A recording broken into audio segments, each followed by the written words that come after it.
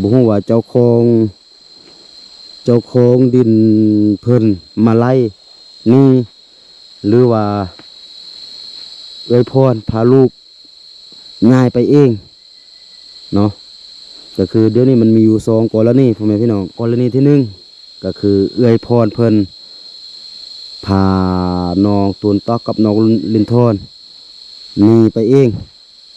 ก็คือย้ายไปอยู่บนไม้แล้วก็กรณีที่สองก็คือเจ้าของดินเพิ่นมาไล่ให้หนี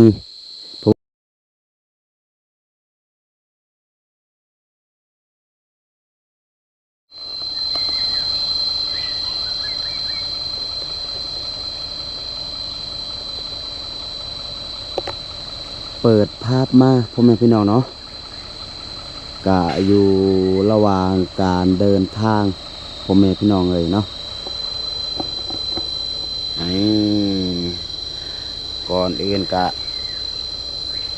กราบทักทายสบายดีและสวัสดีเด้อพี่น้องบ่ว่าจะอยู่ในประเทศและต่างประเทศเนาะก็ขอยินดีต้อนรับเข้าสู่ช่องครูดอยอีกคือเก่าคือเดิมพ่อแม่พี่น้องเลยเนาะก็โดนเติบพ่อแม่พี่น้องที่ว่าครูดอยบ่ได้ออกเดินทางก็คือไปช่วยเหลือสังคมพ่อแม่พี่น้องเลยเนาะแล้วก็มื้อนี้ก็ได้มีโอกาสก็คือออกเดินทางคนเดียวพ่อแม่พี่น้องเลยเนาะตอนนี้ก็อยู่ระหว่างทางนั่นแหละเนาะก็สาเหตุที่ว่าครูดอยบ่ได้ออกเดินทางไปถ่ายคลิปหรือว่าไปช่วยเหลือสังคมก็มีปัญหาหลายๆอย่างนั่นแหละพ่อแม่พี่น้องเนาะเป็นต้นก็คือหนึ่งคือเรื่องรถของครูดอยเนาะ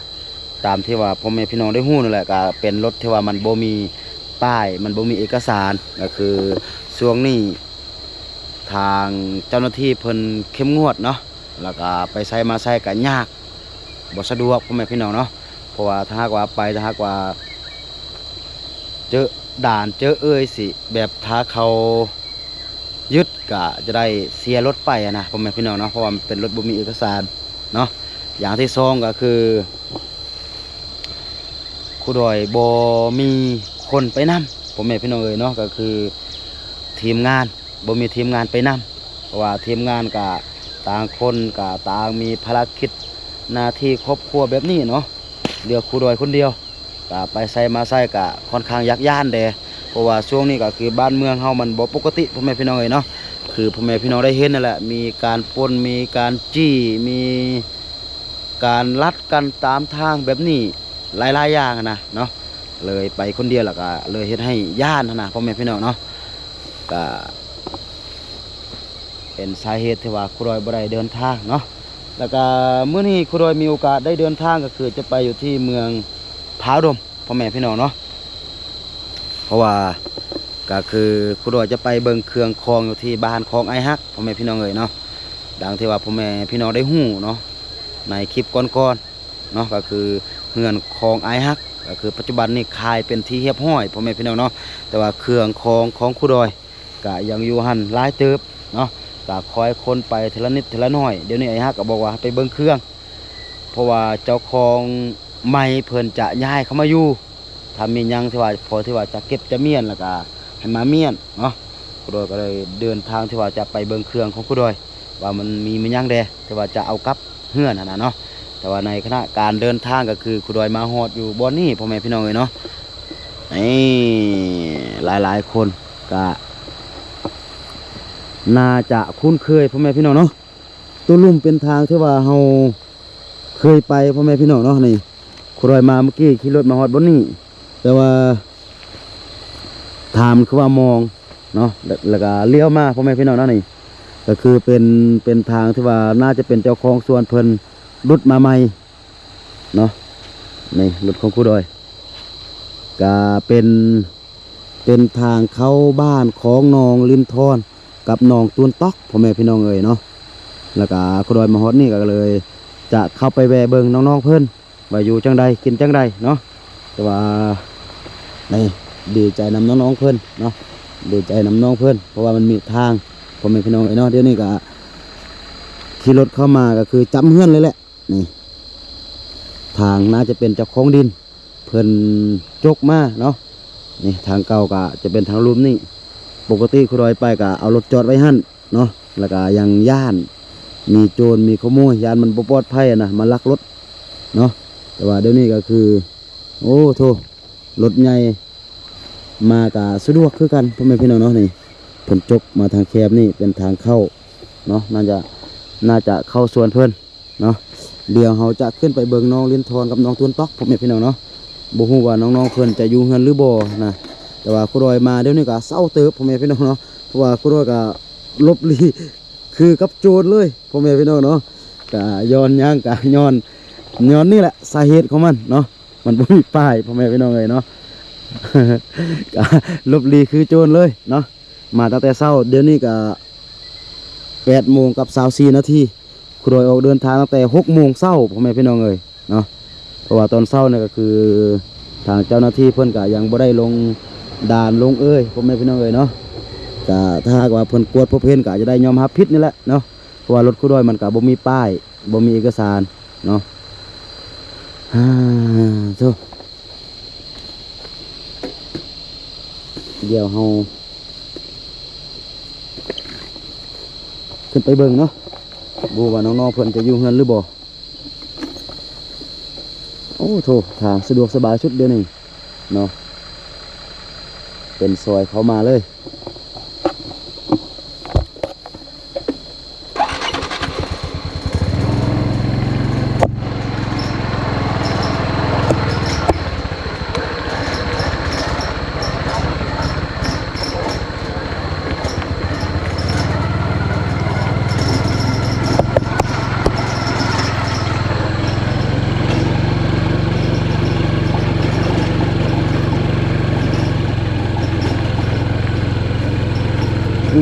โอ้โห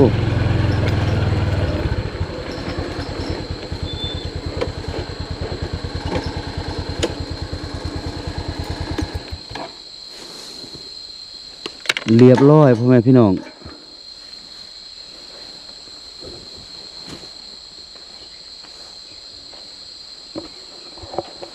หายวับเลยพ่อแม่พี่น้องเอ้ยเนาะบ้านน้องลิ้นทอนบ้านน้องตูนต๊อกบ่ฮู้ว่าน้องๆเพิ่นย้ายไปอยู่ไสเดี๋ยวนี้พ่อแม่พี่น้องเอ้ยปาโธ่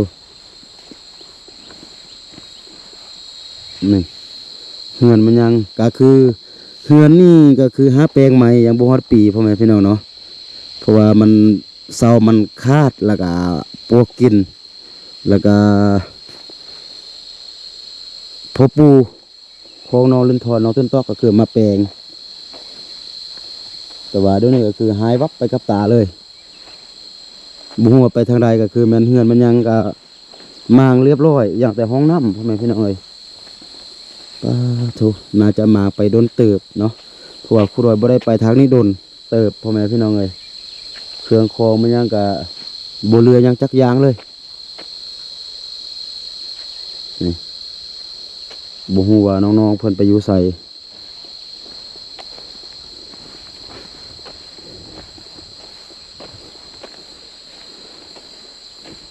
ยังเหลือแต่ไม้ฟ้ากับไม้ตัวนี้เป็นเสาเฮือน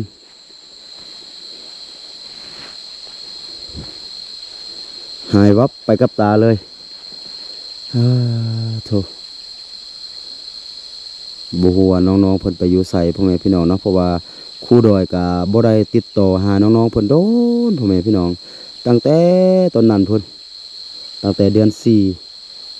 4จากประมาณ2 เดือนพ่อแม่พี่น้องเอ้ยเนาะ2 เดือน3 เดือนที่ว่าครูดอยบ่ได้มาหาน้องๆเพิ่น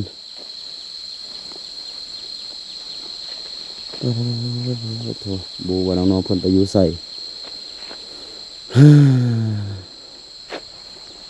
ก็น่าจะบ่ได้ง่ายเนาะอยู่ถึงนี่เนาะตามครอยคิด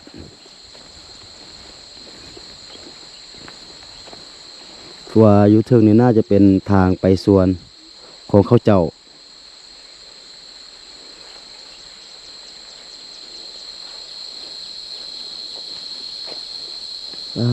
โธ่นี่ตัวนี้ก็เป็น ไม้เฮือนเก่านี่เพิ่นก็หมากปลานี่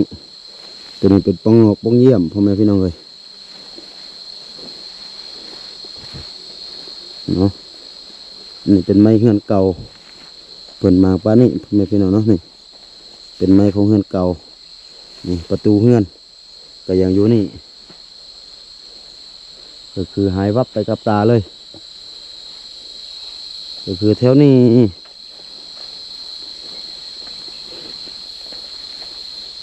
เพิ่นปรับ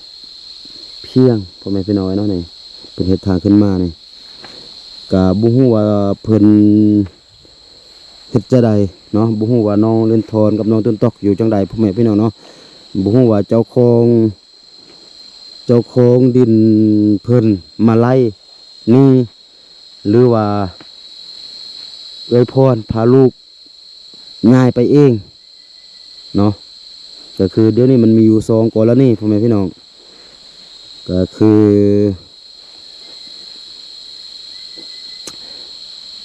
กรณีที่1ก็คือเอื้อยพรเพิ่นพา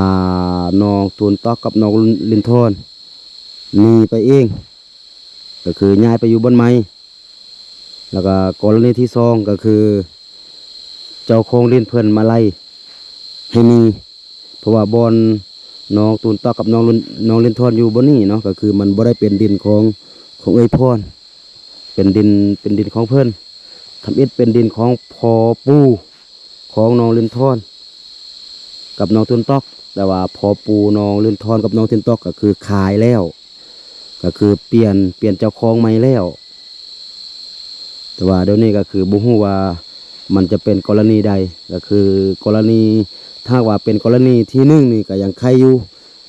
ถ้าว่าเอ้ยพรพาน้องตูนตอกน้องลินทอนย้ายหรือว่านี้ไปอยู่บนอื่นก็คิดว่า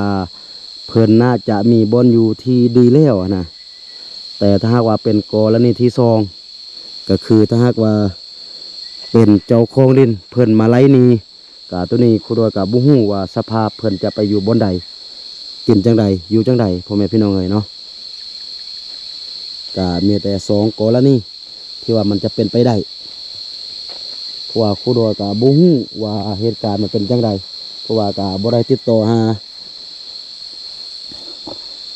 น้องๆเพิ่นโดนพ่อแม่พี่น้องเอ้ยเนาะก็มีแต่ครูโดยจะไปถามหาตอนที่ว่าครูโดยจะกลับพุ่นแหละเนาะจะไปถามหาอยู่ที่บอนน้องเล่นทอนกับน้องต้นตอกไปเข้าเฮียนพุ่นแหละเนาะว่าข่าวมันจะเป็นจังใดถ้าว่าเป็นเอ้ยพรพาลูกย้ายไปอยู่ในบ้านก็น่าจะโอเคอยู่พ่อแม่พี่น้องเนาะแต่ก็โดยกับย่านว่ามันเป็นกรณีที่2ก็คือเจ้าของดินเพิ่นเอารถมาเฮ็ดทางเข้าแล้วก็ปรับแปลงดินตามนี้นะพ่อแม่พี่น้องเนาะแล้วก็ยานเป็นเจ้าของดินเพิ่นแล้วก็มาไล่เอ้ยพรกับลูกๆนี่นะพ่อแม่พี่น้องเอ้ยเนาะแต่ว่าตัวนี้ก็เป็นการคาดการณ์บ่ฮู้ว่ามันจะเป็นในกรณีใดตัวนี้ก็อย่างบ่ทันฮู้ละเอียดเทื่อพ่อแม่พี่น้องเอ้ยก็มีแต่ครูโดยจะไปถามอยู่บน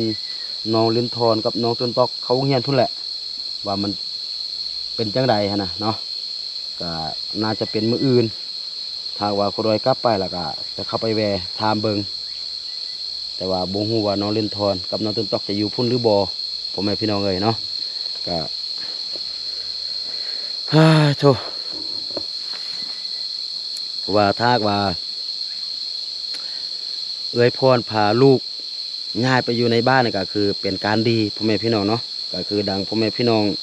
ได้ฮู้นั่นแหละก็คือนับมือนับวันก็คือน้องลินทอนกับน้องตูนตอกนับ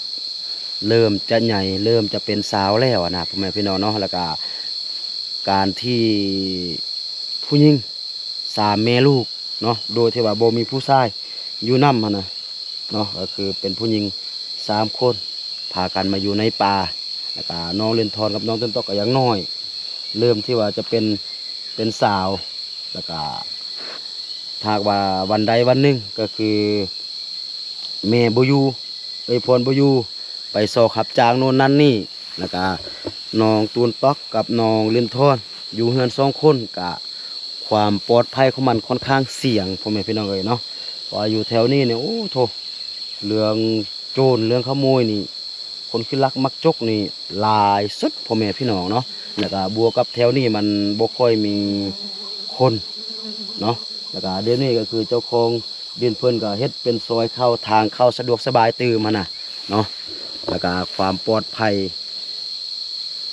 เกี่ยวกับน้องลินทอนกับน้องตุ้นตอกก็คือแน่นอนว่ามันเสี่ยงสูงพ่อแม่พี่น้องเอ้ยเนาะเพราะว่าเป็นผู้หญิงแล้วก็วัยกำลังหน้าฮักวัยกำลังเติบโตตื่มพ่อแม่พี่น้องเอ้ยเนาะก็โอเคพ่อแม่พี่น้องสำหรับคลิปนี้ก็จะประมาณนี้ก่อนก็มีแต่หากว่าครอยกลับไปมื้ออื่นจึงจะไปถามหาน้องลินทอนน้องตุ้นตอกอยู่บอนที่ว่าน้องเพิ่นไปเขาเฮียนพุ่นแหละแล้วก็เหตุการณ์มันเป็นจังใดแล้วก็เฮาค่อยฮู้นํกันพ่อแม่พี่น้องเนาะสำหรับคลิปนี้ก็ขอไว้ใช้พรให้หมดทุกคนที่ว่าเข้ามาเบิ่งคลิปนี้จงอยู่ดีมีแห้งอยู่ดีมีสุขเนาะคิดสิ่งใดปรารถนาสิ่งใดก็ขอให้สมดังใจปรารถนาเนาะสำหรับคลิปนี้ครูดอยต้องขอตัวลาไปก่อนเนาะสบายดี